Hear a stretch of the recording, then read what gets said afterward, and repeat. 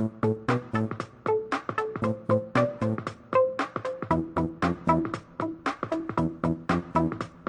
could tell my friends, but they think I've lost it anyway, that this is just a passing phase, and the running will wither down to the pace I'm supposed to go, in the lines I'm supposed to know. I haven't yet figured out. They all look at me, they let me go, and they watch me moving. Intellectual Property Division. Operation Top Down. It is January 30, 3:35 p.m. You rolling, Phil? Yeah, it's on. You didn't say action, Coppola. Very clever. Sweet. Hey, where's Healy? I don't know. He's supposed to be here 15 minutes. Yeah, he was on call. He's probably just running a little long. Speak of the devil. Here's the man. Sorry, gentlemen. Right. So you've had a chance to review the materials? Yeah. Don, would you just care go over the brief, please? Sure. Sure, absolutely. Just so you know, I have a video conference at 4, so... No problem. You guys know I've been working this case for the last 3 years. No, we haven't accomplished our initial objective, but we've been able to expand the scope of the operation. In our first big break, February 2nd, 2004, when we successfully apprehended Ed Koenig, a.k.a. Teflon. Don, sorry to interrupt. Could you just back up a moment so Barry and his guys can get a sense of the significance? Sure. Yeah, you guys received the email I sent out last week? Yeah. All right, as I stated in that document, Conan's the number 2 man in an operation, an elite grouping operation known as CPX. Responsible for about $175 million worth of illicit IP. Given their status in the piracy field for a natural target for Operation Top Down. Barry, are you clear on the group structure? I've got a basic grasp of it, but I wouldn't mind a refresher. Yeah, just go easy on the techno-babble. All right? Not all of us are Microsoft certified. All right, I'm doing my best. The structure differs slightly from group to group, but from what we understand, CPX's structure is pretty typical. The setup works kind of like this. Every group has a leader. Our leader's Nick is Drosan. The leader is responsible for obtaining sources, often the movies themselves, and sometimes the leader is the source himself. Is Drosan the group source? No, not in this case. We'll get to that in a second. Below the leader, you have an affiliations guy. Our affiliations contact is Slipknot. He's responsible for getting the group access to top sites. Slipknot is European, according to Koenig, but we haven't been able to verify that one way or the other. Don, define top site for me. Sure. Top site is a highly encrypted FTP server. It's a computer. It's where 99% of all the pirated material on the internet gets on there. And it's pretty much 20 or so of those at any given time. Okay, got it. Yeah. Next to the affiliations guy, we have an encoder. He's responsible for taking the raw DVD files and converting them into a format that's uploadable. Our encoder's name is Pyro. He's American. He's young, definitely young. Probably 16, 17 years old in the Midwest, I would say. There's also a courier. Our courier goes by the name of Coda. Courier is responsible for taking the re-encoded files from the encoder and uploading them to the top site. You can get access to the top sites again from our affiliations. How does Koenig fit into this? Oh, good question. Koenig is an operations man. Pretty much oversees the entire operation, make sure everything's running smoothly. Due to his age, he's a lot older than the other guys. He's sort of a mentor, especially to Drosan. Explain to me. I met with that comic at one time. Right. And never understood his motivation. He's got a job, kid, ex-wife. What the hell would he get involved in something like this? He's got no money. He's not getting money from this one. No, he doesn't make any money, but think about it this way. His wife's out doing some other guy. His house is a dump. His job is dead end. He's going nowhere. He's got no life.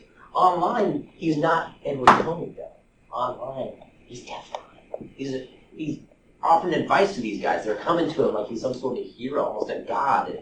He's a whole different life. How'd you get him? Well, I'm tracking him for about 6 months. We were posing as a kid. trying to get his confidence. And he was really protective about his IP address, but eventually he slipped up and sent us an email. So we went to the courts, got some paperwork, and we were able to get his IP address from Yahoo. You told me you had some movies for him or something? Is that how you got them? Actually, no, it was almost the opposite. We posed as a newbie, and it was a little bit sad how easy it was to have him take us under his wing. Do I detect a wistful note of sympathy in your voice, Agent Burroughs? Oh, come on. Ed and I, we spent a lot of time together. It's the same for any witness you guys have dealt with. You don't spend enough time with the guy, it's kind of hard not to feel sorry for him. Well, he sounds like a dumbass to me. Yeah, let's keep this moving, right? Tell them about the source. All right. CPX's main source goes by the nick of Trooper. Now, based on the movies these guys are getting, we know he's in the entertainment industry. Got to work for an editing house, maybe even a studio. I'm surprised you haven't nailed him yet. He's taking movies out of the studio. You think that would be Tracy? Yeah, I think so. Well, you're probably right. Of all the members, Trooper's the one we feel the most confident about. It's a little more complicated. But the source, Trooper, he's the one that you're leveraging now, right? No, actually, there's another player here. Timothy Rudiger. Goes by the nick. Okay, before we go on, I need to make something perfectly clear. And there's repeating nothing spoken here is to go beyond these walls, understand? Vertigo is the key to the larger picture, and the slightest hint that something could go wrong will jeopardize the entire operation. Top-down's having an effect, and Vertigo and company have become a little skittish. Understood. I guess I don't see what the big deal is here. I mean, he gets spooked, we could just do the same thing to him that we did to Koenig. I don't know.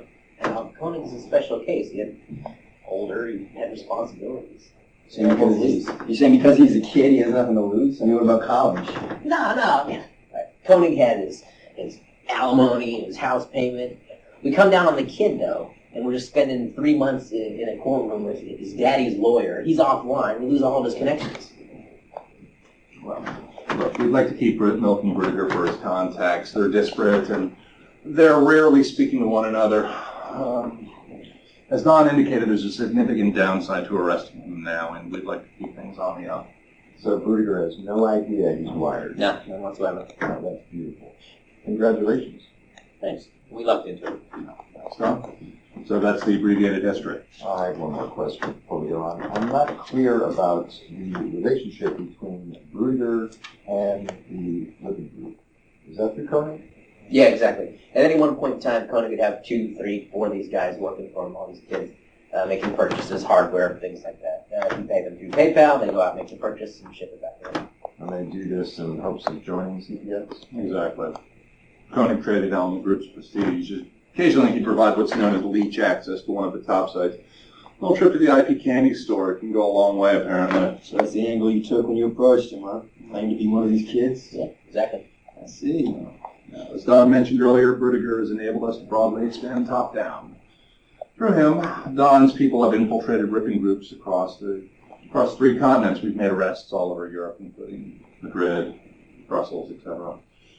Per Don's recommendation, we publicized these arrests, but we've been judicious about it. A lot of our work has been purposely kept out of the papers. We don't want these guys nervous, but not too nervous. Got it. So if you've infiltrated some of the bigger groups, why not just post CMDs on our servers? I mean, scare the living shit out of little bastards. Probably shut the scene down for 6 months. Shutting down the scene for 6 months would be great, but we have an opportunity for more. We want high-profile arrests. We also want to have a team of insiders. So when the scene comes back online again, let's not kid ourselves, it will come back online again. We'll be ready. We'll have a prophylactic, so to speak. Oh, well. I'm sure Don can answer any further questions. Yeah, Don, that's what. So nuts and bolts. Yeah.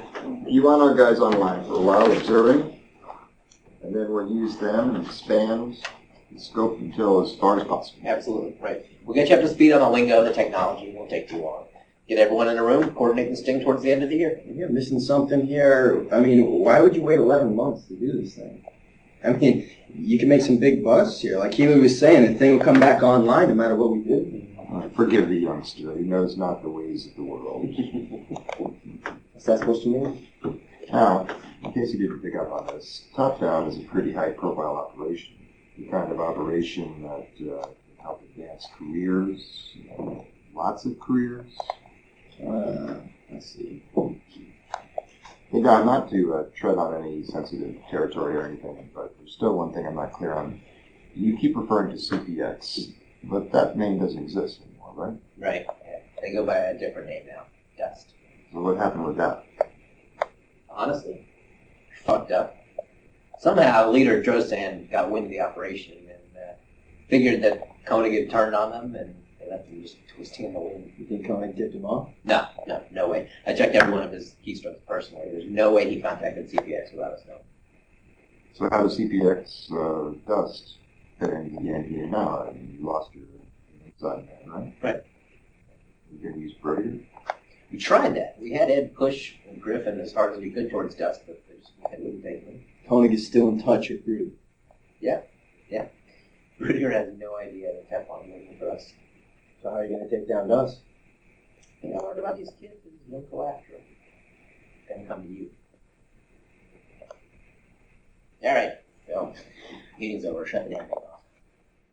I could tell my friends, but they think I've lost it anyway. That this is just a passing phase, and the running will